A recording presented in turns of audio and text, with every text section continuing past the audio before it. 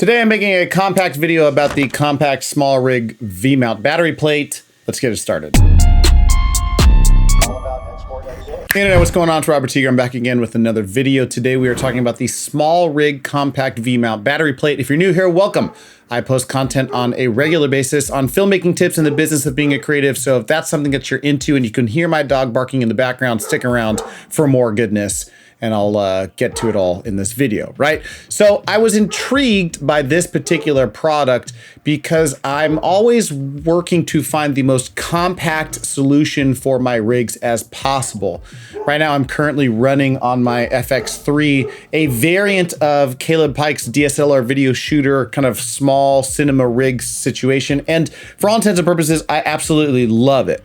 It gives me a ton of variability in a very small form factor. And when paired with my FX6 on shoots, it's an excellent secondary camera. And oftentimes I shoot with that thing, especially flying gimbals and sorts, as a primary camera as well. So I put this thing together, and the one kind of issue that I had was with the Neatsy V-mount battery plate, which in and of itself is a great product.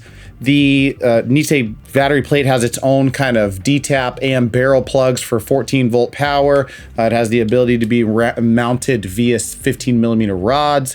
And it's a great, little piece. But in order to get it to work properly, as you can see, I have to have like a bunch of different things to rig, not only the plate that holds it from a rail perspective, which is a small rig product, but I also have to have two different 501 plates so that I can have the height in order to clear the monitor for my camera and to put the battery in the appropriate position. Now, hand holding this rig is totally fine. It doesn't present an issue to me. But like I said, I try to compact my setups or make my setups as compact as possible for a variety of situations, not just hand holding, but putting on tripods, flying them on gimbals, and making sure that I can use them on motorized sliders, which I do all of the time. I've got a Rhino Arc 2, which is an excellent tool in my kit.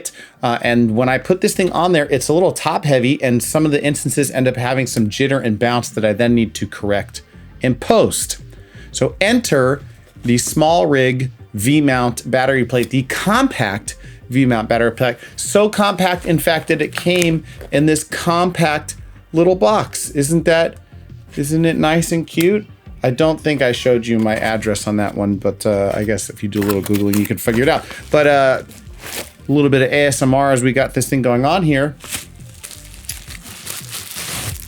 This is it. This is what it came in, and this is what it looks like. And I'll show some pretty little B-roll in just a second, but I mean, that's really the product, and it's pretty great.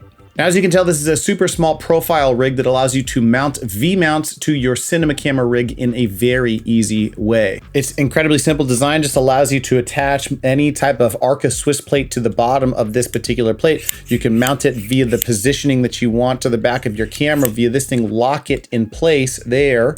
And you've got yourself a rig ready to mount a bunch of V-mount accessories. Now, if you don't have an Arca Swiss plate, it comes with its own additional one to attach to your camera. I'm pretty sure all I have to do is flip this little tab down, and I'll do a much better version of this as a B-roll shot, but just simply slide this guy in like so. I can snap this thing back in on the bottom, and then, just kind of figure out that this is where my mounting position. Should probably get a V-mount battery. Well, hold on one second.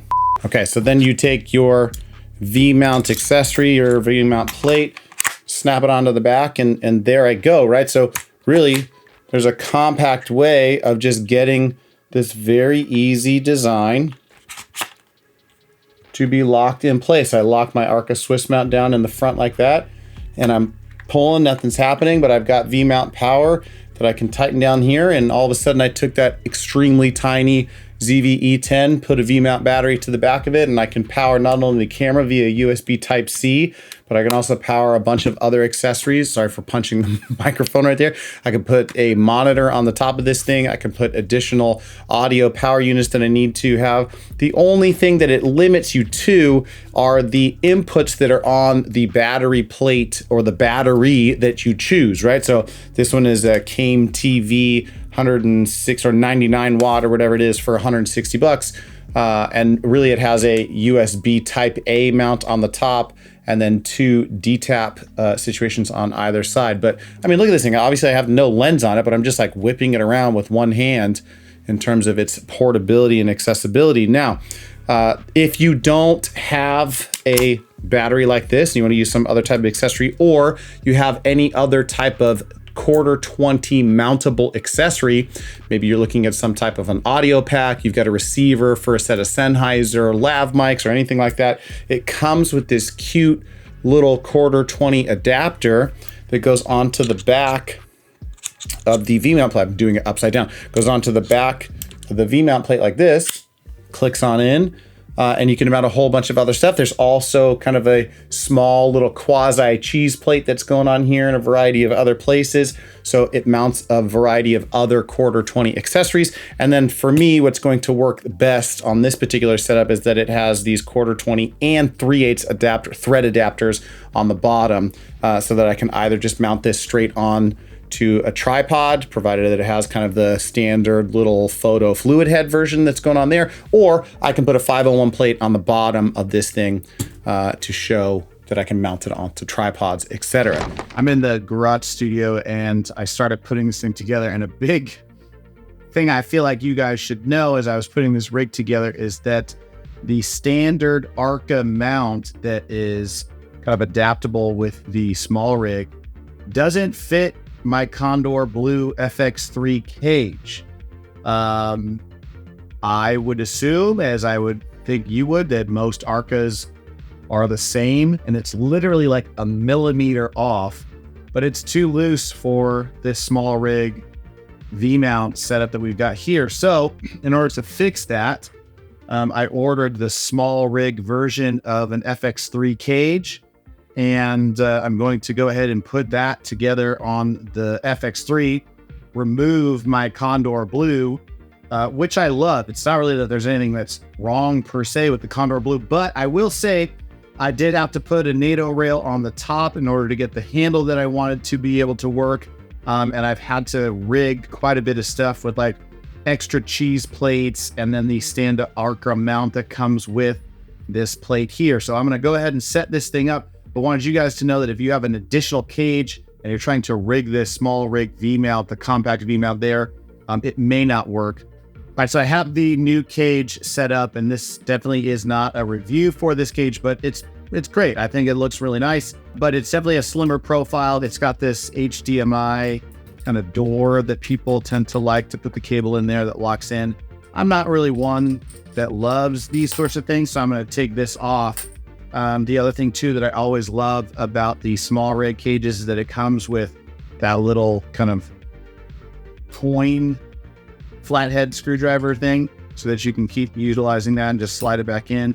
It also has this little door on the bottom here, which I don't know how easy it is for you to see. If it's closed, you can't open up the battery door, but they allow you to open it up and then the battery door just flies open on its own like that. So if you ever look at this thing, that's why I saw some reviews online of people that didn't really understand that this door moved. And I don't know, but it seems pretty easy to me to figure out. But the reason that you're looking at this thing is to see if this compact V-mount plate will actually rig up nicely via the Arca Swiss on the bottom of the FX3.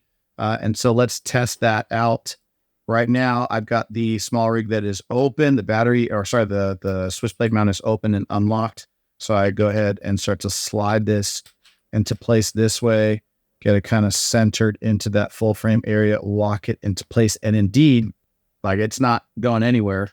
So that's fantastic. And I mean, there's no 501 plate on this thing at this point, but like, look at how low of a profile that sits. So nice. So nice. And then if I wanted to grab that small 501, gonna rig this through and turn it up. Boom. I mean, super low profile. And just for reference, what I used to have to do is have this guy plus a whole little like cheeser and another plate underneath it. Look, just the rigging alone, you can see the height differential on this thing is huge. The other reason why I like this is that on the top, I would take the FX3 top rail plate that was here, which is beautiful because as you can see here, it was like cut out and kind of notched over so that it would hit the record button nice and easy. But it didn't allow you to mount any of the small rig handles on top of this thing. So then I would have to have another NATO rail on top. So my top handle would be here. And by the time I would take my monitor top handle and put it on, I'd have another extra, 2 inches or so that's on top. But now I get to just kind of slide this on. All in all, with a little bit of rigging, and especially if you go with small rig, you can have this compact V-mount battery plate, not just for your FX3, but any particular camera that you would like. Ladies and germs, if you like this video, then like the damn video. If you haven't already, hit that subscribe button and ring the bell for posting notifications so that you can be aware of other videos that are coming down the can. I just received all of the Rode mic and the Rode Podcaster Pro Micro Desktop Cam Link things that are all right back there that you can see them, and I'll be reviewing them and posting them very soon. So if you're into those sort of things as well as a streamer, make sure you subscribe and see it. This is another Teegarden video in the can. Hope you enjoyed it. We'll see you guys next time. Peace.